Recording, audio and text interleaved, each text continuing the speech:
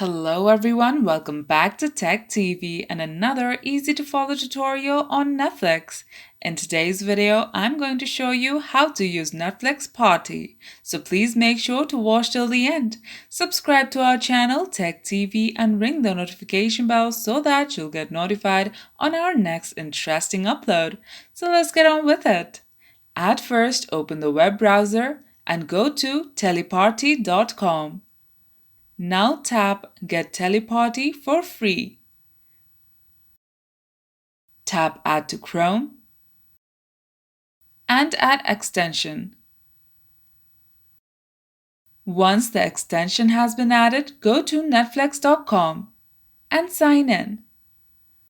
Choose the movie or show you want to watch with friends. Tap the extension icon. Tap the toggle if only you want to have control over the party. And tap Start the Party.